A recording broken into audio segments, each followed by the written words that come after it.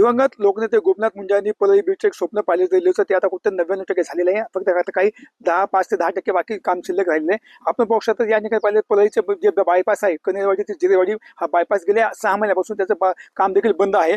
मात्र या काम बंद असल्यामुळे पाहिले नागरिकांना मोठ्या प्रमाणात त्रास देखील सहन होते. माझ्यासोबत आता काही टोकवाडी इथले काही ग्रामस्थ आपण त्याच्याशी बातचीत करणार. तर काय सांगाल, किती दिवसापासून हा बांधकाम म्हणजे पुलाचं काम रखडलेलं आहे? सर 6 महिने व्हायले की पुलाचं काम बंद आहे. त्यांना रोड उकरून ठेवलेला आहे. त्यांना वारंवार हॉटेलवाले असतील किंवा व्यावसायिक शेतकरी असतील त्यांना जायला त्रास आहे थोडा. म्हणजे किंवा कुठं पेशंट जर अंबाजोगाईला न्यायचं असलं, टोकवाडी झालं, जे आपलं पलीकडले गावं, त्यांना प्रत्येकाला अडचण आहे. पूर्वी या ठिकाणी पाहिलं तर गाड्या जात होत्या ना पहिल्या.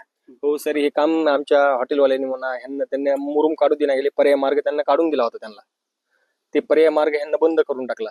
आमचे हॉटेलवाले व्यावसायिक म्हणले होते पर्याय मार्ग आहे ते राहू द्या तुम्ही तात्पुरता. ते म्हणले नाही, किंवा हेच आमचा सहकारी मित्र ते म्हणला होता किंवा हे जे काम हे काढायला तुम्ही समजा मुरुम वगैरे हे मार्ग राहू द्या, समजा वाहतुकीसाठी राहू द्या. ते म्हणले किंवा बाबा तुमच्यावर गुन्हा दाखल करताना तुम्ही जर नाही काढू दिलं तर आता चक्क आमचे व्यवसाय जवळपास बंदच पडल्यात. काय सांगाल, काय समस्या नेमकं? मी रस्ता उकरू देत नव्हतो. मी अडविला होता रस्ता. हे रस्ता अडविल्याच्या नंतर तिथे अधिकारी लोक आले, म्हणले तुझ्यावर केस करू म्हणल्याच्या नंतर जरा मी भेलो. समजा म्हणलं कशाला आपण आताच हॉटेल टाकलंय बाबा, कशाला लपड्यात पडायचंय. त्याच्यामुळे मी आज कर्ज काढून इथं हॉटेल टाकलंय. ते बी लोकांच्या जागेत किरायेदार आहे. मी किरायेदार आज हॉटेल मी तिकडल्या पलीकडल्या साईडला टाकलं. इथलं हॉटेल बंद केलं. व्यवसाय सगळी ढासळ मिसळ झाली. कारण का गावातले काय जे पेशंट असतील दवाखान्यात त्याला कुठून घेऊन जातात? खूप त्रास आहे. कारण का 11 किलोमीटर फिरून परळीचं यावं लागतं. इकडलं तळेगाव, पांगरी, इकडले लोक डाबी ह्या रस्त्यानं मोठे वाहन वागत होते. धनंजय मुंडे साहेबांनी त्याला स्वप्न बघितलं होतं. हे स्वप्न थोडंसं अधुरं राहिले मला असं वाटतंय. कारण का आश्वासन दिलं की 6 महिन्यात हे रस्ता तयार करून देतो, मग ते काही हे झालं नाही. कारण का पलीकडला पूल तयार झाला, हे जर पूल तयार केला असता तर वाहतूक एकदम चांगली झाली असती आणि व्यावसायिकला एकदम भारी झाला असतं. आपण ज्या उद्देशानं हा बायपास तयार करण्यात ह्यामध्ये कोटी रुपयाचे खर्च करण्यात आले आणि या ठिकाणी पाहिलं तर या ठिकाणी पाहता अंबाजोगाई असेल, परभणी असेल, नांदेड असेल, बीड, हा बायपास जे वाहन जातात असतात ते आता बंद आहेत ना?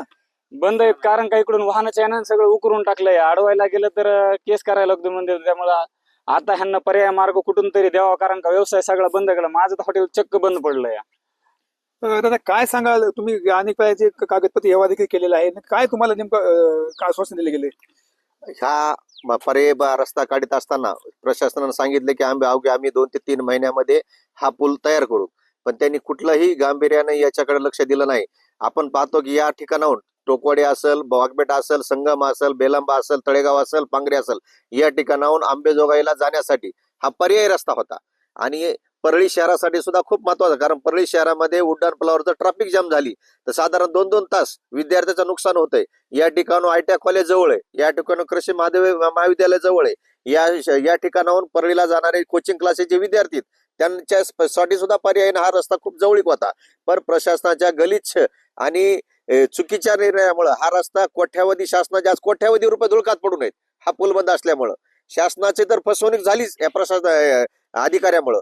आणि या पर्यायीने या भागातले जे लोक आहेत या लोकांची सुद्धा गैरसोय झाली. आज परळीतून अंबाजोगाईला जर पेशंट न्यायचा म्हणलं तर साधारणतः 11 किलोमीटर परळीला वेढा घालून जावं लागतं. आणि ते जात असताना जर ओव्हर ब्रिजवर जर ट्रॅफिक जाम झाली तर तिथं तो पेशंट दगावण्याची शक्यता असते. आज आपण बघतो की शेतीतले कामं चालू आहेत. सर्पदंशाचे अनेक प्रकार शेतीमध्ये घडतात.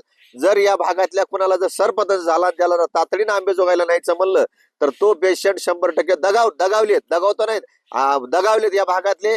किमान नाही म्हणलं तर 10 ते 15 पेशंट या संगम असेल, टोकवाडी असेल, पांगरी असेल, बेलंबा असेल, डाबी असेल, नागापूर असेल, या गावातले पेशंट दगावलेले आहेत. म्हणून आज आपल्या माध्यमातून मी प्रशासनाला सांगू इच्छितो की आपण याची तात्काळ दखल न घेतलं तर आम्ही तीव्र स्वरूपाचं आंदोलन करू, जे की हे आंदोलन या प्रशासनाला फेलावणार नाही. कारण या भागातल्या तरुणाच्या उदरनिर्वाहाचा प्रश्न आहे, या भागातल्या विद्यार्थ्याचा प्रश्न आहे, शेतकऱ्याचा प्रश्न आहे. म्हणून प्रशासनाला आपल्या माध्यमातून एकच विनंती करतो की याची दखल या जिल्ह्याचे पालकमंत्री, या जिल्ह्याचे खासदार, या भागाचे सन्माननीय आमदार आणि मंत्री महोदय यांनी सुद्धा या जनतेच्या जिव्हाळ्याचा प्रश्न आहे.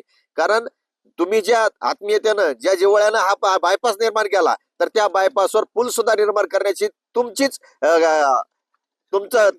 जिम्मेदारी आहे. तुम्ही आपली जिम्मेदारी, जनता तुमची तर जिम्मेदारी सुद्धा तुमची, ह्याची जिम्मेदारी आपण घेऊन तात्काळ याच्यावर पुलं तयार करून यासाठी जो लागणारा पर्याय रस्ता आहे, पर्याय रस्ता त्यांनी काढून दिला. कमीत कमी 6 किलोमीटर पर्याय रस्ता आहे. आणि पर्याय रस्त्यामधून आता जात असताना काल परवा पावसामध्ये अनेकांना आपले हात पाय मोडावे लागले, कारण मोटरसायकल स्लिप झाल्यात, फोर व्हीलर अडकल्यात. 4 दिवस पाण्यातून ते चिखलामधून फोर व्हीलर निघाले नाहीत. म्हणून प्रशासनाला आपल्या माध्यमातून एकच विनंती आहे की आपण तात्काळ याची दखल घेऊन पर्यायी रस्ता आणि ह्या पुलाचं काम तात्काळ चालू करावं. दादा काय समस्या आहे नेमकं तुम्हाला? समस्या गेले 6 महिन्यापासून आहे या पुलाची. 6 नंतर आम्ही आलतो साहेबाकडे, साहेब म्हणले उकरले खरे, पण पर्याय मार्ग तरी हो म्हणले. पर्याय मार्ग होता, पण ते पर्याय मार्ग पण त्यांनी उपसून काढला पूर्णच. मला आता आम्ही वागायचं कुठून रस्त्याला एकूण तिकून नाही म्हणले, आमचा तुमचा रस्ता ताबडतोब करून देऊ आम्ही 1-2-3 महिन्यात. काय समस्या तुम्हाला सध्या आता पाहिजे? काय कशा समस्या जाणवतात? समस्या म्हणजे छोटे मोठे व्यावसायिक आहेत या रोडवर सगळे. परत पुन्हा कोणी इकडे टोकवाडीला वगैरे आमचा काल पर्याय पाहुण्याचा हे झालता, ऍक्सिडेंट झालता टोकवाडीला. त्याला पर्याय मार्ग म्हणले आंबोजवाला हलवा, तर बायपास तर बंद म्हणलो, आता इथून येता येत नाही गाडी तुमची म्हणले. त्याला ते 15 ते 20 मिनिटात हलवा म्हणून सांगितले म्हणले असं असं. मग पर्याय मार्ग ते परळीला गेली, परळीहून जाऊन इकडून डायरेक्ट आंबोजवाला गेला. तोपर्यंत रस्त्यामध्ये त्याचा अपघात झाला, वारला ते वेळ अभाव. मग असे आता अचानक मधून जर गेला असता बायपासला रस्ता चालू असता त्याचा प्राण वाचले असते.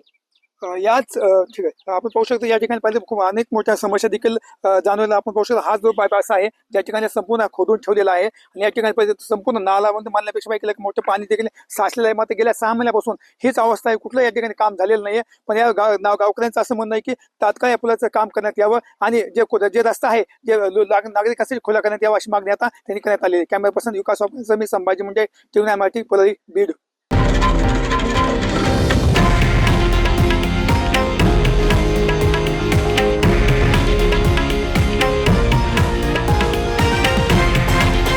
हे आहे देशातील नंबर 1 न्यूज नेटवर्क आणि आपण पाहत आहात TV9 मराठी, एकमेव.